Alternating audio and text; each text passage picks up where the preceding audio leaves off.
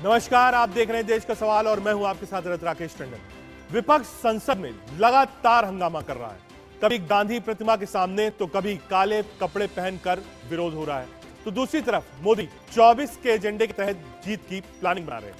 अविश्वास प्रस्ताव के बीच पीएम मोदी ने तीसरे टर्म को लेकर जीत की गारंटी बताते हुए कहा कि उनके तीसरे टर्म में भारत की इकॉनमी भी टॉप 3 में होगी। यानी मोदी विकास के दम पर 24 में जीत को कंफर्म करना चाहते हैं। तो विपक्ष अलग अलग तरीके से मोदी को घेरने की कोशिश कर रहा है। ऐसे में सवाल यह है कि फाइनली जीतेगा कौन, क्योंकि मोदी को जब जब मौका मिल रहा है वो विपक्ष के इंडिया को भ्रष्टाचार के चक्रव्यूह में फंसा रहे हैं। भ्रष्टाचार का क्या मामला है? विपक्ष का फिर से खेल खराब है क्या? क्यों मोदी को 24 में जीत का पक्का भरोसा है? इन्हीं सब मुद्दों को लेकर आज चर्चा करेंगे, लेकिन पहले कुछ राजनीतिक बयान सुनिए।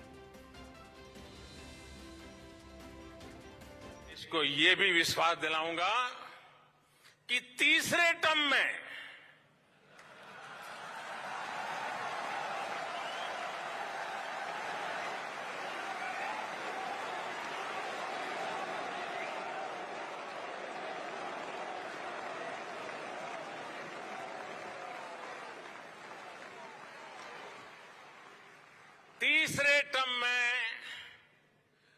दुनिया की पहली 3 इकोनॉमीज में एक नाम भारत का होगा। आज लोग जागृत हो गए हैं और वो लड़ेंगे, लड़ते रहेंगे। और तुम, इसका मतलब यही है, तुम पार्लियामेंट, ये जो टेम्पल ऑफ डेमोक्रेसी है, यहाँ पर बात नहीं करना चाहते हैं। आप जाके राजस्थान में मेडिकल कॉलेज ओपन करके पॉलिटिकल भाषण देना चाहते हैं। काले कपड़े पहनने वाले लोग समझ नहीं पा रहे हैं कि देश की बढ़ती हुई ताकत आज क्या है। जिनके मन में काला है, जिनके तन में भी आज काला है, क्या छुपा है इनके दिल में? क्या दिल में काला है? क्या शब्दों के बोल में काला है?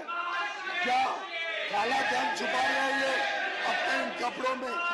क्या कारनामे हैं इनके जो दिखाना नहीं चाहते और छुपाना चाहते हैं? ऐसे तो आज के दिन काले कौवे भी इन पर आकर्षित होने लगते हैं।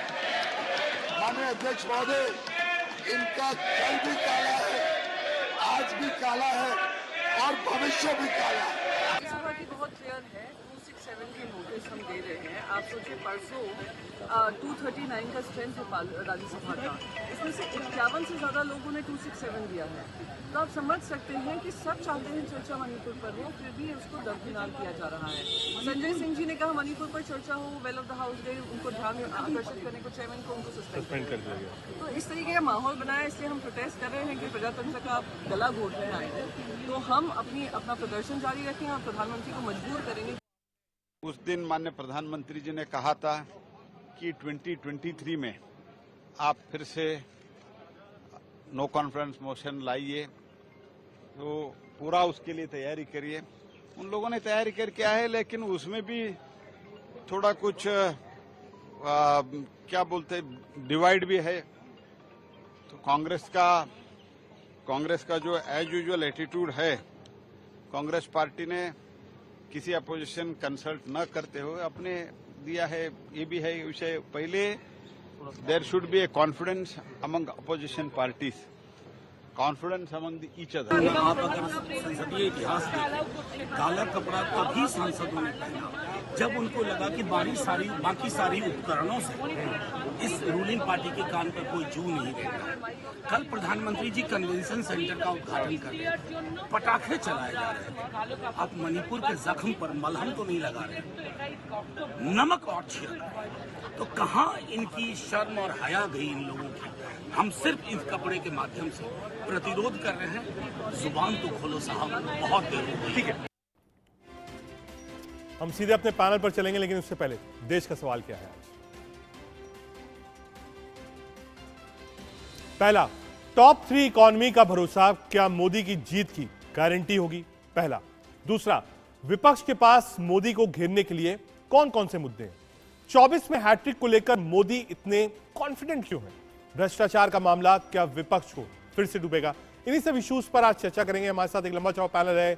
सिद्धार्थ यादव जी प्रवक्ता भारतीय जनता पार्टी की तरफ से जुड़ रहे हैं, डॉली शर्मा जी प्रवक्ता कांग्रेस पार्टी की तरफ से हैं, आदिल खान जी प्रवक्ता आम आदमी पार्टी की तरफ से हैं, जूही विश्वास जी प्रवक्ता टीएमसी की तरफ से हैं और आकाश जिंदल जी वरिष्ठ अर्थशास्त्री हमारे साथ। एक बार आकाश जी कमेंट आपसे ले लूं, ये जो थर्ड बिगेस्ट इकोनॉमी की बात है और प्राइम मिनिस्टर ने बहुत कॉन्फिडेंस के साथ कहा मेरा भी 3 टर्म होगा और इंडिया भी थर्ड लार्जेस्ट इकोनॉमी होगी, इसके पीछे की बेसिक्स क्या है, क्यों ऐसा कहा जा रहा है और कब तक हो जाएगा? ये बिल्कुल सच्चाई है रजत। आज हिंदुस्तान दुनिया की फास्टेस्ट ग्रोइंग इकोनॉमी है, बड़ी इकोनॉमीज में से। आज हम 5th लार्जेस्ट इकोनॉमी, और हमसे बड़ी इकोनॉमीज कौन है? America, China, Japan, Germany. चारों की जीडीपी ग्रोथ हमसे कहीं ज्यादा स्लो है। जर्मनी की जीडीपी ग्रोथ तो पिछले 2 क्वार्टर्स में नेगेटिव रही है। अमेरिका को डेट सीलिंग लॉ लाना पड़ा है। तो हिंदुस्तान की जीडीपी ग्रोथ दुनिया में फास्टेस्ट चल रही है। तो जिस तरीके से हम बढ़ रहे हैं, पहले हम 5th लार्जेस्ट इकोनॉमी बने, अब 3rd लार्जेस्ट इकोनॉमी बनने की पूरी हमारी संभावना लग रही है। मैं हर एक पॉलिटिकल पार्टी की पूरी इज्जत करता हूं, अपोजिशन की पूरी इज्जत करता हूं, बट यहां मोदी सरकार ने बहुत अच्छे इकोनॉमिक डिसीजंस लिए हैं, खासकर कोविड और रशिया यूक्रेन वॉर में, जिसकी वजह से हिंदुस्तान की इकोनॉमी तेजी से बढ़ रही है। आज रशिया यूक्रेन वॉर के समय ग्लोबल रिसेशन जैसा माहौल है, बहुत से देश रिसेशन में है, बहुत से स्लो डाउन में, बट हिंदुस्तान में इस सरकार ने कई सूझबूझ भरे फैसले लिए रजत जी। सबसे पहला फैसला ये लिया जब क्रूड ऑयल $127 पर बैरल से ऊपर हो रहा था और $83 से ऊपर हो रहा था रशिया यूक्रेन वॉर के समय, इस सरकार ने रशिया से डिस्काउंटेड क्रूड ऑयल लिया, वो भी रुपये में। एक तो उसकी वजह से हमारी महंगाई जो है वो नहीं बढ़ी, महंगाई कम रही। दूसरा, जो डॉलर हमारे लिए लगे रुपये में लग गया, लेकिन डॉलर जो है महंगा होने से हमने रोक लिया। सिमिलरली आप देखिए, कोरोना में एक नेशन वाइड वैक्सीनेशन कैंपेन लगाया गया, उससे भी जो है इकोनॉमी को फायदा, क्योंकि नेशन स्वस्थ रहेगा तो इकोनॉमी ग्रोथ होगी। और उस वैक्सीनेशन कैंपेन की दुनिया भर में तारीफ हो रही है।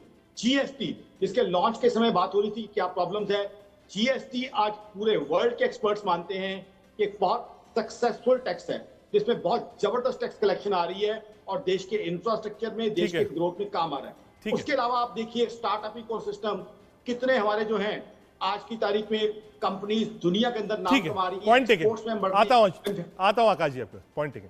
डॉली जी के पास, फिर सिद्धार्थ जी आपके पास आऊंगा, जूही जी आपके पास।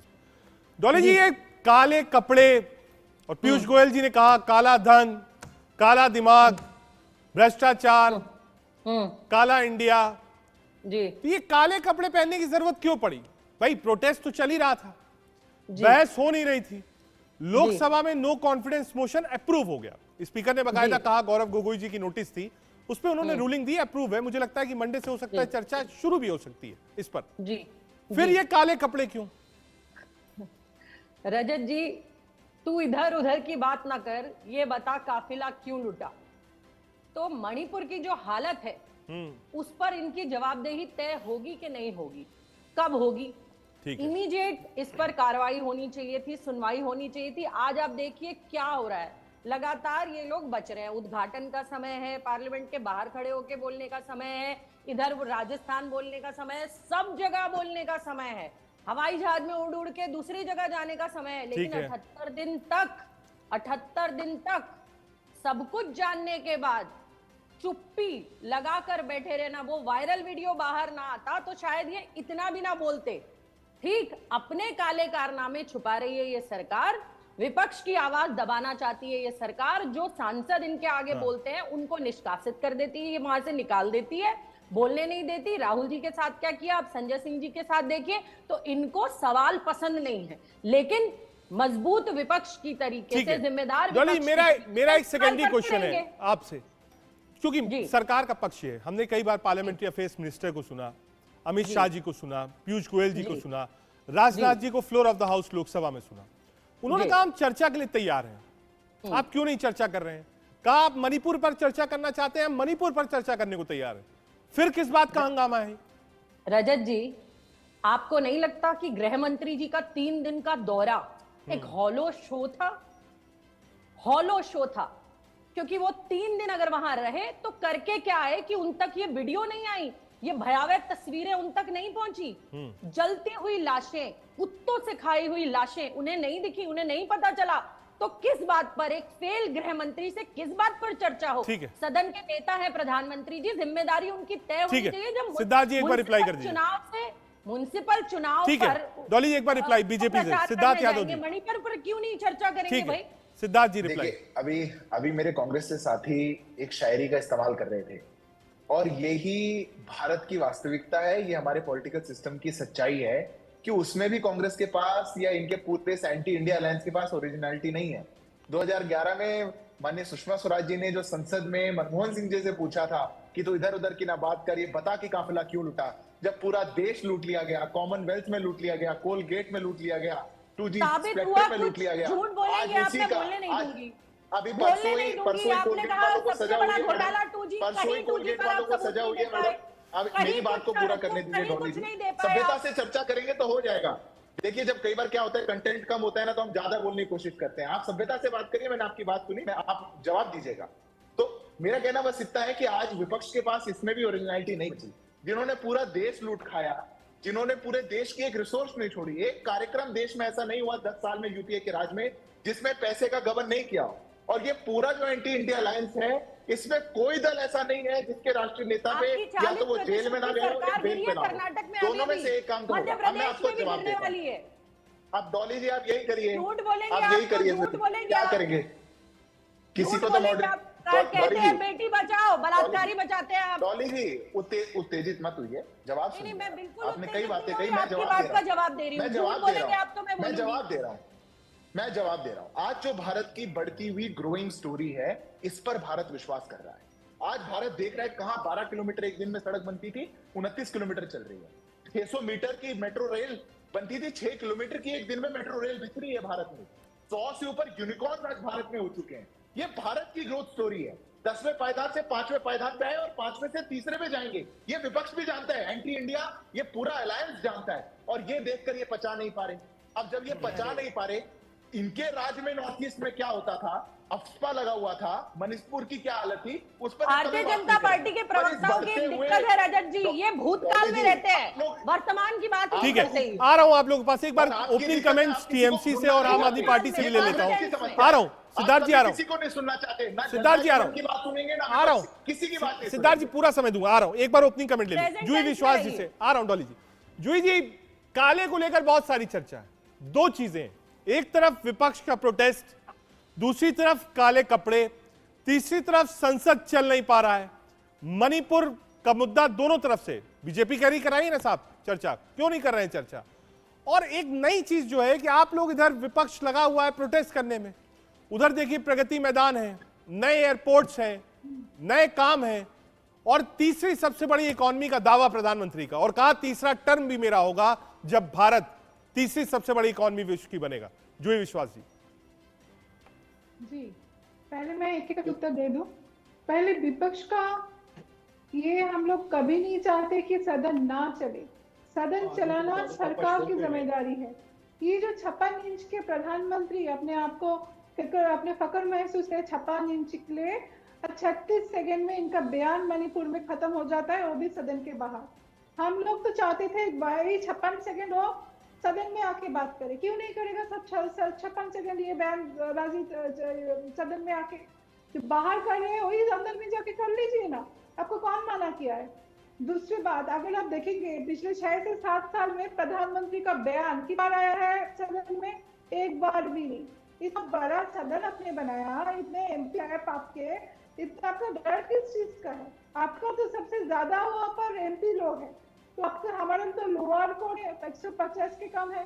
हम लोग जानते हैं ये जो मोशन हम लोगों ने ले आया है, ये सिर्फ प्रधानमंत्री जी के ऊपर दबाव बनाने के लिए लेके आए कि ताकि वो आए सदन में, कोई भी सदन में आए, लोकसभा या राज्यसभा आए, अपना बयान दे। तो ये हम लोग बोल रहे हैं जो प्रधानमंत्री जो है यहाँ पर सदन में आने से, वो क्या तीसरी इकोनॉमी बनाए, विश्व का तीसरी इकोनॉमी बनाएगा थर्ड टर्म में? सेकेंड टर्म में तो हम लोग देख ही चुके हैं क्या इकोनॉमी का हाल है देश में। आज आप देखिए प्राइस राइज, अगर आप देखेंगे महंगाई आसमान छू रही है, चरम सीमा पे है। आज महंगाई, आज देश के बेकार कितने हैं, बेकार जुआ कितने हैं, 2 करोड़ नौकरी का वादा कहाँ गया उनका? साल में 2 करोड़ नौकरी का वादा क्यों नहीं फुलफिल हुआ? आज बंगाल में मनरेगा का पैसा नहीं दे रहा है लोगों को, 100 दिन का जो गरीब लोग काम कर रहे हैं उनका पैसा नहीं आ रहा है अकाउंट में। तो इतना सारा आप लोगों ने प्रॉमिस जुमला, इतनी जुमलेबाजी अपने सेकेंड टर्म में कर लिया। ठीक है आदिल भाई आपके पास आ रहा हूं। सिद्धार्थ जी एक छोटा सा रिप्लाई दे रही है, उनका महंगाई कहां जा रही है? आप कह रहे साहब तीसरी विश्व की सबसे बड़ी इकोनॉमी बन जाएगी। सिद्धार्थ जी। जी जी धन्यवाद रजत जी। मैं जूही जी अभी बात कर रही थी, पता नहीं जूही जी कौन सा चैनल देखती हैं, पर लोकसभा टीवी राज्यसभा टीवी तो नहीं देख रही, नहीं तो माननीय प्रधानमंत्री जी को कई बार वहां बोलते हुए सुन लेती। पर मेरा कहना बस इतना है, मेरा अरे जूही जी अरे मेरा आपसे प्रश्न है, मैं कुछ कह नहीं रहा, आपसे प्रश्न पूछ रहा हूँ, आप जवाब दीजिएगा। मेरा प्रश्न बस इतना है, अगर विपक्ष चाहता है कि बहस हो, वास्तव में बहस हो, तो जब मोशन एक्सेप्ट कर लिया गया, जब पता है कि मोशन एक्सेप्ट हो चुका, अविश्वास प्रस्ताव आ चुका है और अब प्रधानमंत्री जी उस चर्चा में भी भाग लेंगे, तो उसके बाद प्रोटेस्ट क्यों? मोशन एक्सेप्ट होने के बाद डेट और टाइम निर्धारित होगा, पर आप चाहते नहीं। मैं जूही जी आपके हिस्से का जवाब भी मैं दे देता हूं। आप चाहते नहीं है कि डेटा प्रोटेक्शन बिल पर बात हो, आप चाहते नहीं है कि बायोडायवर्सिटी बिल पर बात हो, मीडिएशन बिल आए, आप चाहते नहीं है कि देश के विकास पर कोई देश की संसद में बात हो। ये शर्मनाक है। ये बात आप मुझे जवाब दीजिए। जूही जी आपसे छोटा सा प्रश्न पूछ रहा हूँ, जूही जी थोड़ा सा प्रश्न पूछ रहा हूँ, अगर मोशन एक्सेप्ट हो चुका, डेट और टाइम डिसाइड होना है, आपके अनुसार होना है, आप प्रोटेस्ट क्यों कर रहे हैं? अब आप प्रोटेस्ट क्यों कर रहे हैं? वो रजत जी जवाब नहीं देंगे। वो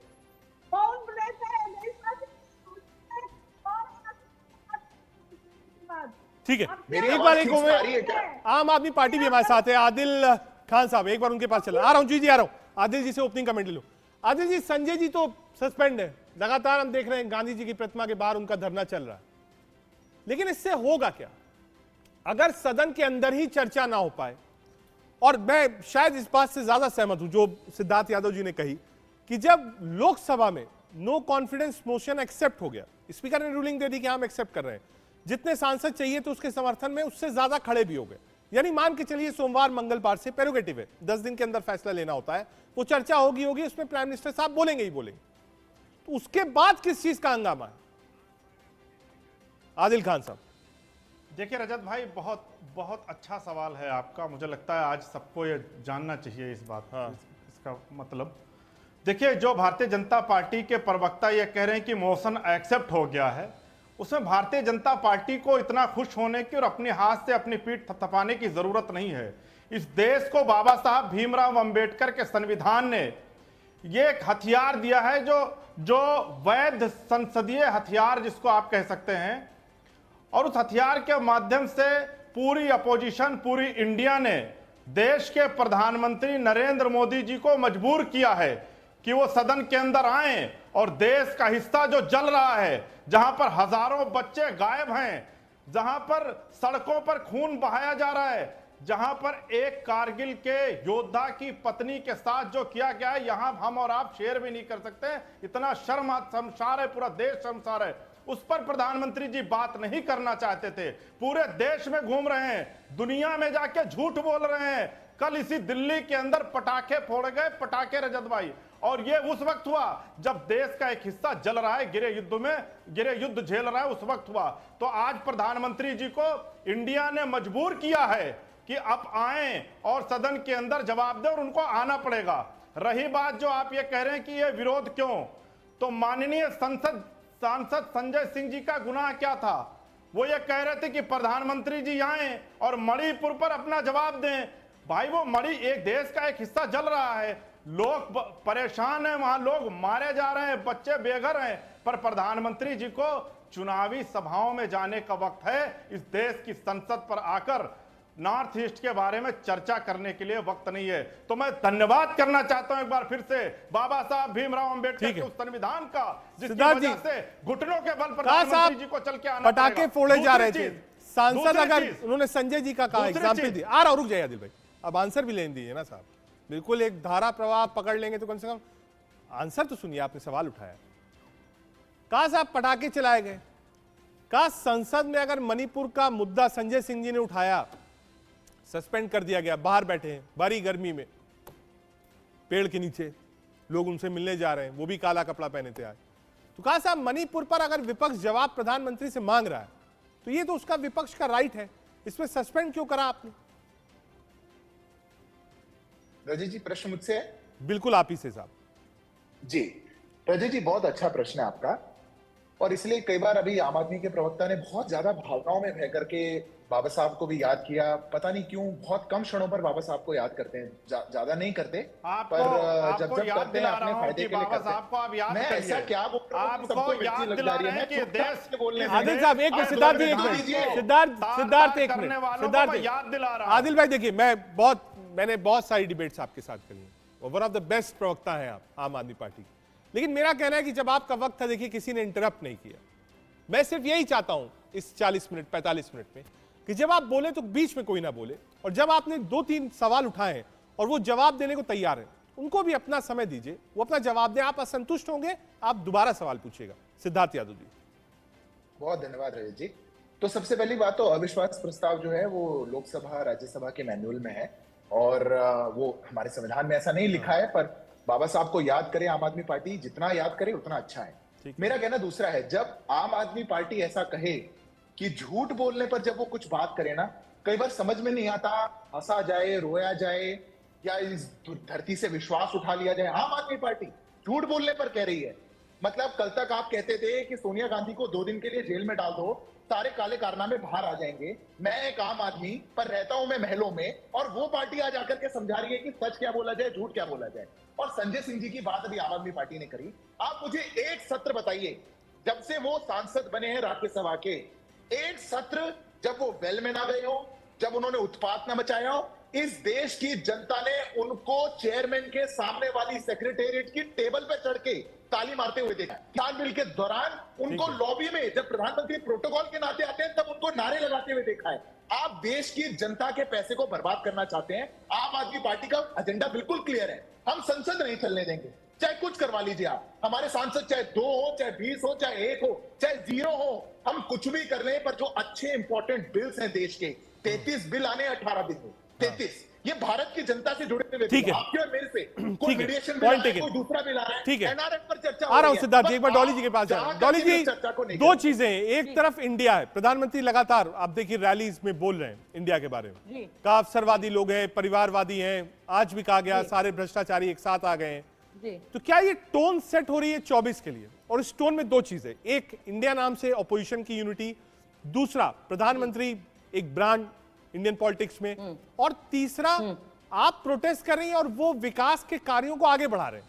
पॉजिटिविटी की बात हो रही है कि नहीं साहब, तीसरी बड़ी इकोनॉमी बन जाएगी, प्रगति मैदान लीजिए, गुजरात में इंटरनेशनल एयरपोर्ट लीजिए, राजस्थान में सौगात लीजिए, तो पब्लिक भी तो ये देखेगी ना साहब कि कौन व्यक्ति क्या कर रहा है देश के लिए। डॉली जी। रजत जी, विपक्षी दलों को अनाप शनाप कहने से ना सरकार के कुकर्मों पर जो कालिक है वो मिट नहीं सकती। ये जो विकास की बातें कर रहे हैं, हाँ विकास इन्होंने दिया ना, देखिए कितना विकास दिया कि युवा को 47 साल में सबसे ज्यादा बेरोजगारी दे दी। सरकारी पद कितने खाली हैं आज भी, वो देख लीजिए, निकलवा लीजिए। भर्ती पूरी नहीं कर पा रही है, हाँ भर्तियों के नाम पर घोटाले जरूर करते हैं। ये भ्रष्टाचार की बात करते हैं, 40% कमीशन पर इनकी सरकार कर्नाटक से उतरी है, वहां पर कोई भी काम खुलकर इन्हीं के लोगों ने कहा, कार्यकर्ताओं ने कहा, कॉन्ट्रैक्टर एसोसिएशंस ने कहा, स्कूल एसोसिएशंस ने कहा कि बिना 40% कमीशन के कर्नाटक में कुछ होता नहीं था। और आज मध्य प्रदेश का भी यही हाल है कि बिना कमीशन खोरी कुछ नहीं होता। अभी पटवारी घोटाला, कितना बड़ा घोटाला हुआ है मध्य प्रदेश में, वो किसी से छुपा हुआ नहीं है। तो एक बार अपने गिरेबान में झांककर ये इस तरीके की बात करें, और विकास की बात इनसे ना हमें सुननी। और ये विकास इतना अच्छा दे रहे हैं कि 250 रुपए किलो टमाटर, 200 रुपए किलो शिमला मिर्च, सेंचुरी पार करता पेट्रोल डीजल। महंगाई इन्होंने क्या किया, इन्होंने बहुत हुई महंगाई की मार। अब की बार मोदी सरकार, लो 100 रुपए पेट्रोल, लो 250 रुपए किलो टमाटर, लो 200 रुपए किलो शिमला मिर्च। ठीक है जूही जी, आपके पास आ रहा हूं, डॉली जी आ रहा हूं, 1 मिनट आ रहा हूं। एक बार सिद्धार्थ जी, देखिए विपक्ष इन चीजों को पकड़ा है, चाहे वो पेट्रोल की कीमत हो, टमाटर हो, फार्मर्स इशू हो, 4-5 इश्यूज हैं जो अगर आप देखिए विपक्ष की भी आइडियोलॉजी में जितने दल हैं वो थोड़ा अलग अलग है। कई जगह आइडियोलॉजिकल में, लेकिन 4-5 इश्यूज ऐसे हैं, चाहे युवाओं का मसला हो, किसानों का मसला हो, महंगाई का मसला हो, ये 4-5 इश्यूज ऐसे हैं जिस पर विपक्ष एकजुट है। मतलब यही होगा कॉमन मिनिमम प्रोग्राम, जो मुझे लगता है। इन इश्यूज को कैसे आप टैकल करेंगे सिद्धार्थ यादव जी? पहली बात तो जो एंटी इंडिया अलायंस है इसमें थोड़ा डिफरेंस नहीं है, आइडियोलॉजिकल तो बहुत बड़ा डिफरेंस है। ये तो एक दूसरों के कातलों से हाथ मिला करके, कोई किसी का खून का प्यासा किसी राज्य था, फिर भी सब कुछ छोड़ करके एक करप्शन सेटलमेंट फॉर्मूला लेकर के वो साथ मिलकर के आए। उन्होंने सोचा कि हम इस देश के लिए कुछ करें। डॉली जी मैं बोलता रहूंगा, मैं रुक नहीं पाऊंगा क्योंकि आप पूरे 45 मिनट ऐसे ही खा देंगे। मेरा आपने जो प्रश्न पूछे, चाहे महंगाई को लेकर के, चाहे बेरोजगारी को लेकर के, देखिए रजनी, हम सब जानते हैं, हम इस देश के नागरिक हैं ना, हम सब लोग पूरे विश्व में इस लास्ट टर्म में दो बहुत बड़ी ऐसी महामारियां मैं कहूंगा जो आई हैं, जो सबने झेली। एक कोविड की महामारी थी और एक अंतरराष्ट्रीय स्तर पर चलने वाला एक वॉर है जिसका इंपैक्ट सभी देशों पर है। आप मुझे वो देश उठाइए, वो उसका एग्जाम्पल दीजिए जिसमें आज इससे बेटर इन दोनों क्राइसिस को टैकल किया गया, उससे बेटर इन्फ्लेशन को टैकल किया गया। जिन सो कॉल्ड डेवलप्ड कंट्रीज से इनके आका सब सीख करके आते हैं, चाहे फिर वो अमेरिका हो, चाहे फिर वो यूके हो, वहां पर इन्फ्लेशन की क्या हालत है, वहां पर आज क्या चल रहा है। मेरा दूसरा प्रश्न आपसे बेरोजगारी को लेकर के बात हुई। बहुत लंबे समय से हमारे देश में एम्प्लॉयमेंट स्टैंडर्ड्स, क्या किसको एम्प्लॉयमेंट माना जाएगा, उस पर प्रश्न चिन्ह रहा है, क्योंकि सिर्फ सरकारी नौकरियां कांग्रेस के राज में जैसा माना जाता था वो एम्प्लॉयमेंट नहीं हो सकती। आज देश में 100+ यूनिकॉर्न्स हैं, $1 बिलियन कंपनीज, 100+ यूनिकॉर्न्स। अब कंपनियां बिना लोगों के तो चलेंगी नहीं। एम्प्लॉयमेंट वास्तव में कितना जनरेट हुआ है, मेक इन इंडिया में, स्टार्टअप इंडिया में कितने नए स्टार्टअप्स निकल करके आए हैं, ये देश भी जानता है, डॉली जी भी जानती है, पर हम उसको एक्सेप्ट नहीं करना चाहते। क्योंकि अगर हम एक्सेप्ट कर लें, क्योंकि इनके राज में तो क्या था, समस्या क्या थी, पी चिदम्बरम जी, मैं आखिरी के 30 सेकंड लूंगा, पी चिदम्बरम जी कहते थे ये जो यूपीआई है, यूपीआई ये कैसे गरीब आदमी देखेगा, कैसे समझेगा, ये सब्जी वाला कैसे करेगा। आज यूपीआई देश भर में नहीं चल रहा है, आज 30 के ऊपर देशों में चल रहा है। आज आईफिल टावर पे भी आप जाएंगे तो सिर्फ इंडियन है जो यूपीआई में पेमेंट कर सकता है, अमेरिकन को भी यूरो में देना पड़ेगा। ये भारत की एक पहचान है, ये भारत की ग्रोथ स्टोरी है। इसको एंटी इंडिया इसको कैसे आप नजरअंदाज करेंगी कि जो डिजिटल इंडिया का सपना था वो पूरा हो गया। अरे रजत जी क्या बातें कर रहे हैं, यहाँ बैठकर ये ढपोल संघ भाजपा वाले यहाँ बैठकर ये ढपोल संघबाजी करते हैं, यहाँ बैठकर इतना बड़ा विकास इनके प्रवक्ताओं के कमरों में इतना बड़ा विकास होता है, उसके अलावा कुछ होता नहीं। झूठ बोलने के अलावा इनके पास कुछ नहीं है। इनके पुराने भाषण देख लो और आज देश की हालत देख लो। इतना परेशान मत हो, ये वास्तविकता है। मुझे लगता है भाजपा प्रवक्ताओं को 250 रुपए किलो टमाटर से कोई फर्क नहीं पड़ता होगा, सेंचुरी पार करते हुए पेट्रोल डीजल से कोई फर्क नहीं पड़ता होगा, बेरोजगार युवाओं को देखकर जगह जगह धरने प्रदर्शन करते किसानों को देखकर इन्हें कोई फर्क नहीं पड़ता। क्योंकि सिर्फ आज राहुल जी ने कहा ना, इन्हें सिर्फ अपनी सरकार चाहिए, इन्हें सिर्फ सत्ता चाहिए। देश की जनता चाहे मणिपुर जले, बेटियों की आबरू लुट रहे, चाहे घर जल जाए लोगों के, 60,000 लोग कैंपों में रहे, इधर उधर भटकते रहे, महिलाएं, देश की बच्चियां गायब हो जाएं, ठीक है, अगवा हो जाए, इन्हें कोई फर्क नहीं पड़ता। इनके विकास की गंगा गुजरात में देखिए बहते हुए, पश्चिम बंगाल में हो जाए। ठीक है, आ रहा हूँ डॉली जी, आ रहा हूँ, एक बार जूही विश्वास जी के पास जाना, आ रहा हूँ सिद्धार्थ जी, आ रहा हूँ, एक बार जूही विश्वास जी को जोड़ना है। जूही जी, क्या ये सब कुछ जो पार्लियामेंट में हो रहा है, चाहे वो प्रोटेस्ट हो, चाहे पक्ष विपक्ष के बीच में जो बयानों का आदान प्रदान हो रहा है, क्या ये सब टोन सेट कर रहा है 24 के लिए, ये माहौल बन रहा है 24 के लिए, इसलिए हर आदमी पीछे हटने को तैयार नहीं है। उसका कहना है आप लड़िए क्योंकि 24 सामने है। जूही विश्वास। पहली बात तो मैं आपको कहूंगी जी, जब से ही इंडिया बने हैं तब प्रधानमंत्री जी का नींद उड़ गया, क्योंकि इनको तो एनडीए का कोई पर्वा था ही नहीं कभी। ये 2014 में जो गवर्नमेंट में आए थे, 303 के सरकार इन्होंने बनाए, 303 से सदस्य का एनडीए, तो भाजपा को लगता था कि हम अकेले सब कर लेंगे। एक प्रधानमंत्री का छवि हर जगह में, पेट्रोल पंप से लेके कोविड वैक्सीन के सर्टिफिकेट से लेके आज कहीं भी देखिए प्रधानमंत्री छवि, कहीं पे नहीं एनडीए के बारे में कोई जिक्र था। आज अचानक इनको एनडीए का याद इसलिए आ गया क्योंकि हम अपोजिशन वाले इंडिया बनाया है, अलायंस बनाया है। तो इनके पुराने सबसे मित्र थे अकाली दल, वो भी इनके छोड़ के चले गए यूसीसी के मामले में। आज जितने भी इन्होंने नाम दिए, शरद यादव से लेके उद्धव ठाकरे से लेके, आज कोई भी इनके साथ नहीं थे। तो आज इनका क्या करना है, सेट करना है कि प्रधानमंत्री का छवि इतना महत्वपूर्ण था इनके लिए कि पॉइंट ये जो सदन जो इनॉग्रेशन हुआ था तब इन्होंने राष्ट्रपति जी को भी नहीं बुलाया। तो आज अचानक इनको लग रहा है इंडिया से ये बहुत डर गए हैं, तो जुमलाबाजी और दोगुना हो गया। अगर इतना ही कॉन्फिडेंस है तो क्यों सदन में नहीं आके बात कर रहे हैं? सदन में आप कितने बार आए हैं? तो आपका प्रश्न पूछ रहे हैं, कितने बार आपने बयान दिया है सदन में? अगर आप देखेंगे थोड़ा इतिहास, 2023-24 के जो यूनियन बजट है, 12 मिनट में यूनियन बजट पास हो जाता है, 50 लाख करोड़ की यूनियन बजट। अगर आप देखें 2018-19 में बिना आलोचना किए यूनियन बजट पास हो गया। अगर आप देखेंगे एडजॉर्न होते जा रहा था ये सदन अदानी इशू में। अगर देखेंगे जितने भी लास्ट हुआ है सारे 7 सेशन में 5 दिन पहले ही ये एडजॉर्न कर दिया गया था सदन का। तो ये सदन है तो सरकार का दायित्व है, अपोजिशन वाले तो क्वेश्चन पूछेंगे ही। अगर आपको इतना डर लगता है, इतना कमजोर टीएमसी जूही विश्वास जी कह रही है कि 14 में तो एनडीए नहीं था साहब, अब आपको एनडीए की याद क्यों आ गई? और दूसरा, ये जो घटक दल लाइक माइंडेड पार्टीज एक साथ आए हैं इंडिया के रूप में नीचे, क्या ये किसी तरीके का बैरिकेड है आपके आगे और चैलेंज है? देखिए रजत जी, भारत तो भाजपा के एक कार्यकर्ता के मन में बसता है और भारत को नंबर 1 बनाने के लिए हमारे प्रधानमंत्री हो चाहे गांव का कार्यकर्ता हो, वही काम कर रहे हैं। पर अब आपने पूछा कि इंडिया की याद अभी क्यों आई? याद ऐसा नहीं है, जब बहरूपीय नाम बदल करके आ जाए, जब अरे इंडिया भारत, मैडम एक ही बात है, आप लोग इंडिया नहीं है, आप लोग इंडिया नहीं है, अरे जूही जी, अरे जूही जी सुनिए, आप लोग इंडिया नहीं है, एंटी इंडिया है, आप INDIA है। पहली बात, आप जब अच्छा ये बताइए जूही जी, आप जब यूपीए थे तो आप अपने आप को कुपा बुलाते थे क्या? कुपा बुलाते थे तो INDIA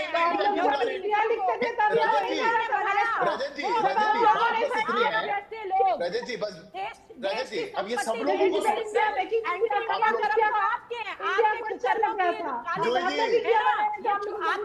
जूही जी, ममता जी ने देखा आपका डिबेट आज, बहुत अच्छा हुआ, मेरे को बोलने दीजिए, सेकेंड अक्टूबर को दिल्ली, आप मुझे बोलने दीजिए। आपको रजत जी ऐसे डिबेट कैसे हो पाएगी? रजत जी ऐसे कैसे बात होगी, आप बताइए। जूही जी एक बार सिद्धार्थ जी को कंप्लीट कर लें दीजिए। सिद्धार्थ जी कंप्लीट। देखिए रजत जी, बस बात इतनी है, जब अपना नाम बदल करके, जो लोग जान चुके हैं कि यूपीए के बारे में तो रग रग से पूरा देश वाकिफ है, ये जानते हैं कि ये पूरा एक चोरों का जमघट है जिन्होंने पहले भी देश को लूटा या आगे भी लूटेंगे। जो नाम बदल करके आए, जब गांव में कोई बहरूपिया घुस जाए, कोई चोर घुस जाए, चिंता होगी कि नहीं होगी? नाम बदल करके आ गए लोगों के बीच में और वो कह रहे हैं कि हम इस देश की आड़ में आना चाहते हैं, इस देश के नाम पर हमें जिता दो, क्योंकि आप हमारी असलियत जानते हो। आप जानते हो कि अगर आपने जान लिया कि ये वही पुराना यूपीए है तो देश की जनता एक भी वोट देकर तैयार नहीं है। तो ये नाम का गलत इस्तेमाल कर करके ये जो पूरा एक एंटी इंडिया अलायंस है, ये लोग जो आना चाहते हैं, मात्र उनको एक्सपोज करने का काम हम लोग कर रहे हैं। उनको ज्यादा एक्सपोज करने की भी आवश्यकता नहीं है, क्योंकि देश वास्तव में जानता है, त्रस्त रहा है, आपके राज के अंडर रहा है, चाहे 10 साल का जूही जी रिप्लाई या उसके पहले 60 साल का आपका राज हो। ठीक है जूही जी बोलिए, एक बार फिर जाना है आदिल खान साहब पर। चोर घोटाला, ये इतने बड़े बड़े भाषण दे रहे हैं। अभी तो इनका कर्नाटक में गवर्नमेंट चला गया भ्रष्टाचार के लिए। ये जितने भी मुख्यमंत्री है, आज देख लीजिए, असम से स्टार्ट करके कर्नाटक, येदियुरप्पा से लेके विश्व शर्मा जी, भ्रष्टाचार के लिए मत बोलिए, भतीजे की बुरा मान जाएंगे। अरे भतीजे बुरा मान जाएंगे, आप मत बोलो जूही जी, भतीजे बुरा मान जाएंगे, आप मत बोलो जी।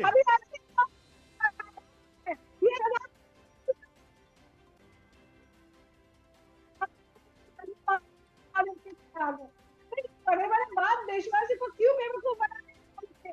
आज ईडी राय का प्रयोग करके विपक्षी और पार्टी को कैसे चुप रहा है, इनको है, ये सिर्फ गलत इस्तेमाल कर रहा है ईडी और सीबीआई। आम आदमी पार्टी बहुत हमलावर है जब से संजय सिंह जी को सस्पेंड किया गया है।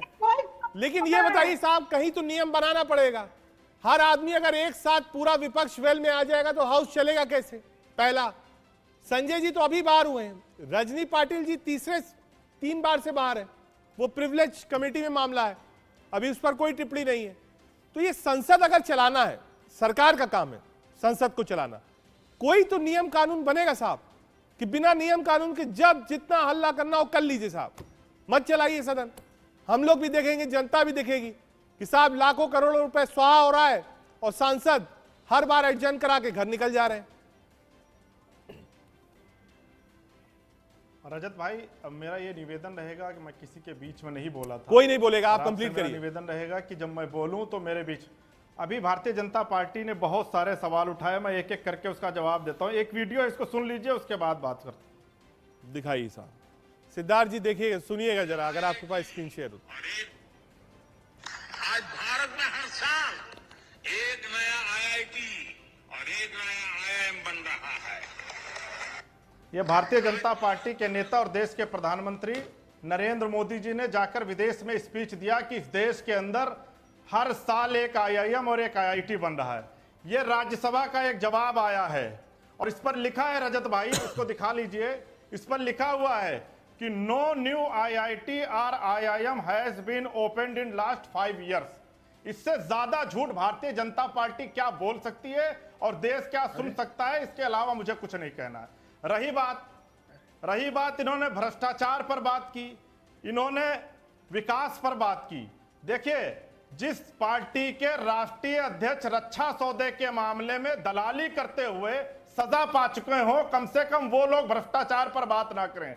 मोदी जी अभी कुछ दिन पहले अजीत पवार के बारे में 70,000 करोड़ का घोटालेबाज, 75,000 करोड़ का घोटालेबाज मोदी वॉशिंग पाउडर से धुलकर उसको महाराष्ट्र का उप मुख्यमंत्री बना देते हैं। कम से कम थोड़ी शर्म कर ले भ्रष्टाचार पर बात करने से। विकास की रिप्लाई बात कर करते दीजिए। हैं। रजत भाई, बिल्कुल विकास हुआ है। एक मिनट मुझे कंप्लीट कर ले। बिल्कुल विकास हुआ है, पर इस देश के अंदर रिप्लाई कर दीजिए एक व्यक्ति का विकास हुआ है जो मोदी जी के दोस्त है। सिर्फ अडानी का विकास हुआ है। ठीक है, एक मिनट आदिल भाई, जरा से रिप्लाई ले लीजिए। जो आपने आईआईटी आईआईएम वाली बात बोली है उस पर रिप्लाई ले रहे हैं। एक मिनट रिप्लाई करिए। सिद्धार्थ यादव जी रिप्लाई। आदिल भाई, मैं छोटा सा जवाब देता हूं। ये आपकी पार्टी के लिए भी हानिकारक है अगर आप कम जानकारी के साथ आएंगे। I am Visakhapatnam, I am Bodhgaya, I am Sirmaur, I am Nagpur, I am Sambalpur, I am Amritsar. कितने नाम गिराऊं आपको? अरे ये राज्यसभा का जवाब है, ये राज्यसभा का जवाब है, झूठ मत बोलिए।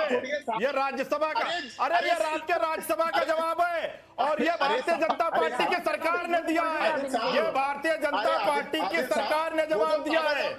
अरे मैं क्यों सुनूं आपकी बात? आप भी झूठ बोल रहे हैं, देश के प्रधानमंत्री भी झूठ बोल रहे हैं, भारतीय जनता पार्टी के सारे नेता झूठ बोल रहे हैं। आप देश के साथ झूठ नहीं बोल सकते। 35 रुपए पेट्रोल का वादा करके 100 रुपए में बेच रहे हो। 45 350 रुपए सिलेंडर का वादा करके।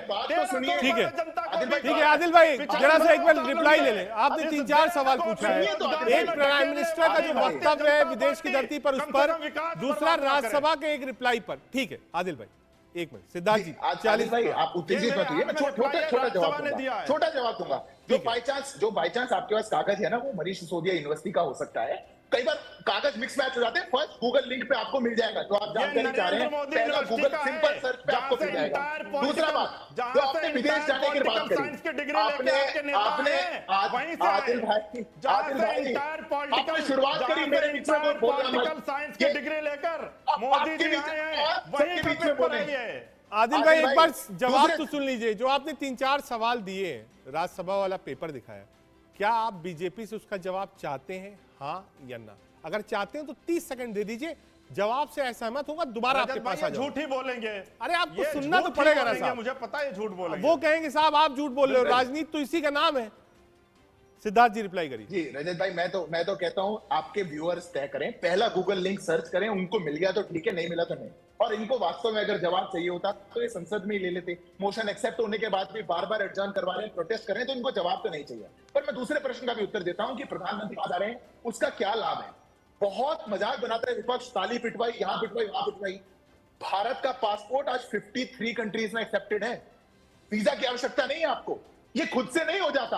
आज भारत की प्रतिष्ठा बढ़ रही है। रशिया और श्रीलंका वो अपना ट्रेड डेफिसिट रूपी के अंदर पूरा कर रहे हैं। वो कह रहे हैं हमें डॉलर में ट्रेड नहीं कर रहा, जितना पैसा हमें देना हम रूपी के अंदर देंगे। तो ये खुद से नहीं हो पाता। ये 9 साल के हमारे प्रधानमंत्री की प्रतिज्ञा है, प्रतिष्ठा है, उनका प्रयास है कि ये संभव हो पाया। पर आप लोग उसका भी मजाक बनाना चाहते हैं। पॉइंट टेकन, आ रहा हूं सिद्धार्थ जी, आ रहा हूं, रुकिएगा एक बार। डॉली जी को जोड़। डॉली जी, प्राइम मिनिस्टर साहब का ये कहना, पहला तो तीसरी बड़ी इकोनॉमी, ठीक है, उसको थोड़ी देर के लिए अलग कर दीजिए। लेकिन उन्होंने बड़े कॉन्फिडेंस के साथ कहा साहब जब मेरा तीसरा टर्म होगा, यानी प्राइम मिनिस्टर साहब ने ये बात बोली, मोदी जी ने कहा जब तीसरा टर्म मेरा होगा तब तीसरी इकोनॉमी बनेगी। इकोनॉमी वाली पे तो चर्चा हो गई, लेकिन वो कॉन्फिडेंट है। और देखिए नो कॉन्फिडेंस मोशन भी जब आप लोग लाए तो जो मिनिस्टर थे पार्लियामेंट्री अफेयर्स ऑफ बीजेपी ने यही कहा विपक्ष नो कॉन्फिडेंस के चक्कर में देश की जनता को कॉन्फिडेंस बीजेपी और मोदी में है। जी डॉली जी। रजत जी, जो प्रधानमंत्री मणिपुर से आंख चुरा के भागे, पार्लियामेंट के बाहर बोले लेकिन पार्लियामेंट के अंदर आने की हिम्मत नहीं उनकी, वो कितने कॉन्फिडेंट हैं?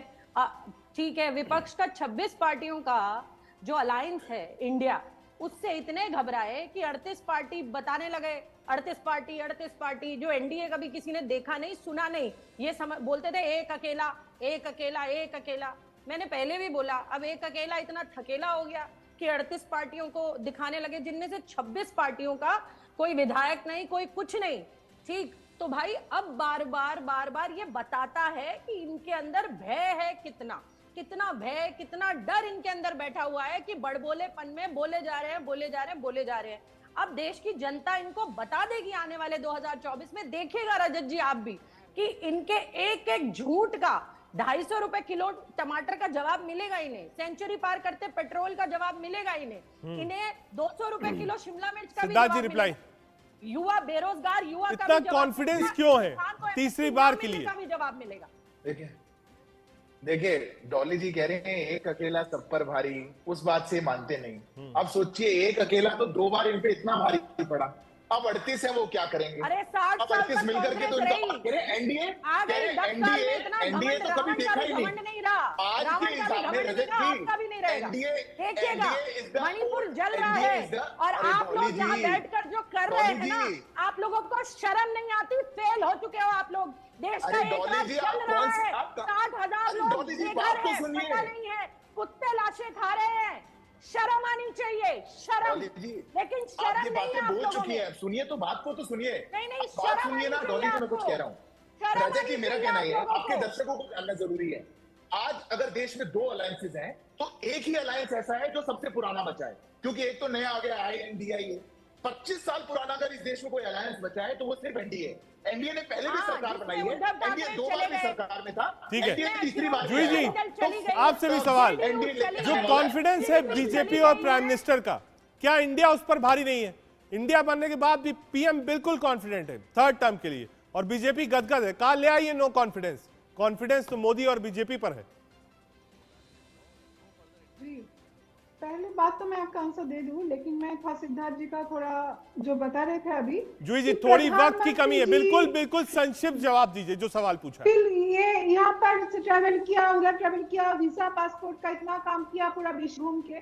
मणिपुर का जो ये प्रॉब्लम स्टार्ट हुआ था मई को, उसके बाद से प्रधानमंत्री 6 देश अपने राष्ट्रीय सफर उन्होंने किया, अंतरराष्ट्रीय सफर। एक बार भी उन्होंने मणिपुर जाने का कष्ट नहीं उठाया।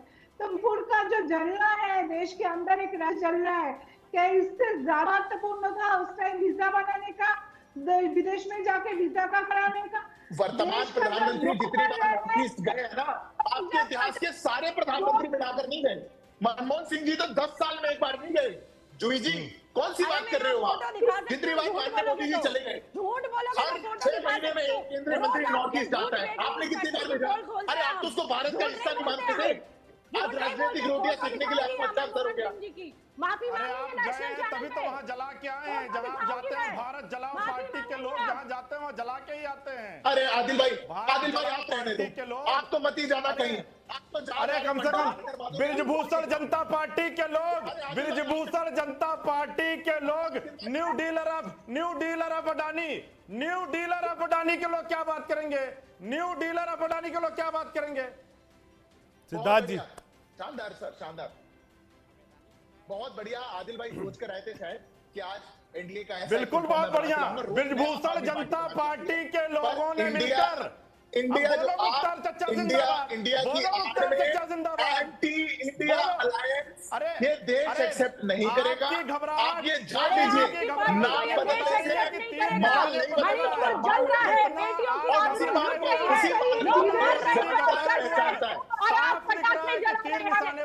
देश माफ नहीं आप करेगा हिसाब आपको। करिए, ये सारे विपक्षी आप आपस में लड़ लीजिए, मेरे कोई काम नहीं कर सकता। आप आपस में लड़िए। वो बताएगा जब देश की बेटियों की आबरू लुट रही थी तो आप पटाखे जला रहे थे, जब लोग कट रहे थे, जल रहे थे, नॉर्थ ईस्ट जल रहा था तो आप लोग पटाखे चला रहे थे। आपकी नेता जवाबदेही की बजाय गला फाड़ रही थी पार्लियामेंट में।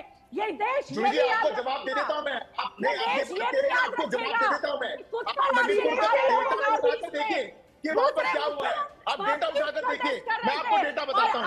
2019 में 293 मामले, क्राइम अगेंस्ट वुमेन 2020 में 293, 2021 में 148 और राजस्थान में 6337। ये विधायक कह रहे हैं मणिपुर में भाजपा की सरकार दंगल करा रही है। देश में आप लोग देश को विभाजनकारी नीतियों को आप अपना के बैठे हैं। भाजपा के लोग जहां पहुंच जाए वहां दंगे ना हो। राजा जी, आपके व्यूअर्स को कष्ट हो रहा होगा, आप एक एक करके बुलवाइए तो बात हो सकती है। मैं तो बार बार कह रहा हूं साहब एक एक करके आइए, लेकिन टेम्पो इतना हाई है और सियासत इतनी गर्म है कि किसी को भी रोक पाना बहुत संभव नहीं है इस वक्त।